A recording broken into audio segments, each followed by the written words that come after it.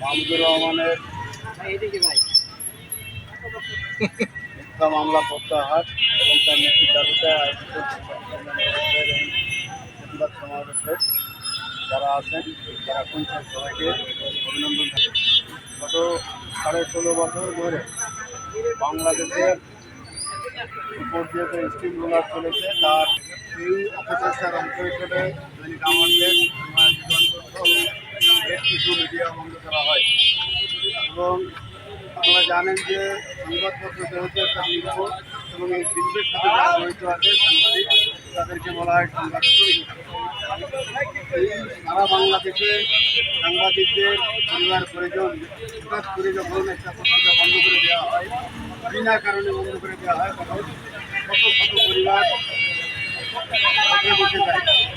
আজকে সাংবাদিক মাহমুদুর রহমানের নামে মামলা, আপনারা জানেন যে এটা একটা কাল্পনিক এবং তাকে হেনস্থা করার জন্য আমি তার মুক্তি দাবি করি না।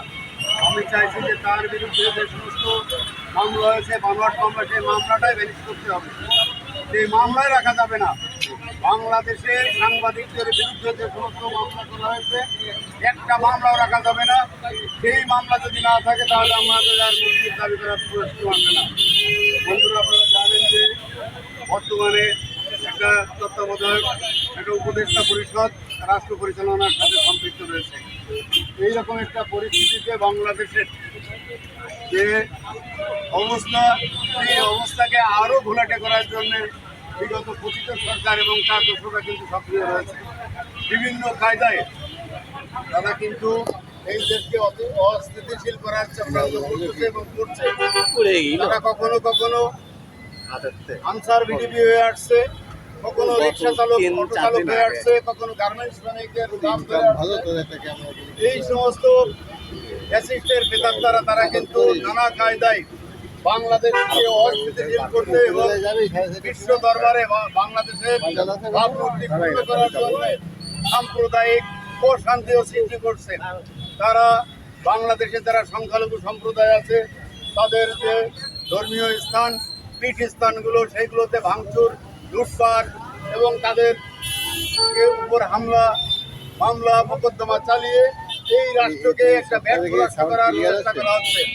আপনারা জানেন যে 16 বছরে এই সরকার প্রশাসনের প্রত্যেকটা লেভেলে আমলাদের ভিতরে, আর্মিদের ভেতরে, পুলিশের ভেতরে, আনসারের ভিতরে, বিডিআরের ভেতরে, বিজিবির ভেতরে তাদের নেতা কর্মীদেরকে সেই জায়গায় পৃষ্ঠপোষকতা করেছে, তাদেরকে প্রমোশন দিয়ে আজকের এই অবস্থানে নিয়ে আসছে। 2-1 প্রেতাত্মা বাংলাদেশ ছেড়ে চলে গেলেও, পালিয়ে গেলেও তাদের কিন্তু সেই যে কর্মীগুলো, নেতাগুলো ছিল তাদেরকে কিন্তু পেট্রোনাইজ করা হয়েছে। তারা কিন্তু এখনো সেই সমস্ত জায়গায় আছে। অর্থাৎ বাংলাদেশকে আপনি যদি স্থিতিশীল করতে চান, তারা কিন্তু করতে দেবে না। তারা নিজেরা রাজনৈতিকভাবে দেউলিয়া হয়ে গেছে, তারা নিজেরা পালিয়ে আছে, কিন্তু তাদের প্রশাসন যন্ত্রটা এখনো সামনে করে রয়েছে। সেই কারণে বাংলাদেশে এখনো সন্ত্রাস, সংখ্যালঘুদের উপরে হামলা, সমস্ত কিছু অপকর্ম কিন্তু চলে যাচ্ছে এবং এই পুলিশ প্রশাসন, অন্য যে প্রশাসন আছে তারা কিন্তু নড়াচড়া করছে না। বেতন নেও না, তোমরা কি রাষ্ট্রের সুযোগ সুবিধা নিচ্ছ না?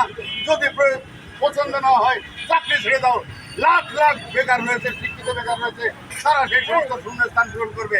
বাংলাদেশে থাকতে হলে, বাংলাদেশে রাষ্ট্রের খাবার খেতে হলে, এখানকার বেতন দিতে হলে এই দেশের মানুষের যানবাহনের নিরাপত্তা দিতে হবে।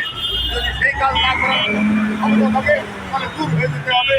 সবাই ছেড়ে দিতে না আসুন, এই লাখ লাখ বেকার পূরণ রয়েছে। সুতরাং কথা একটাই ভাই, সেটা হচ্ছে বিগত শাসন আমলে যে সমস্ত মামলাগুলো করা হয়েছে আমাদের সাংবাদিকদের বিরুদ্ধে, সংবাদপত্রের কণ্ঠ রোধ করার জন্য সেই মামলাগুলো টোটালি প্রত্যাহার করতে হবে। যে সমস্ত বন্ধ মিডিয়া রয়েছে সেই মিডিয়াগুলো চালু করতে হবে। আর আরেকটা বিষয়,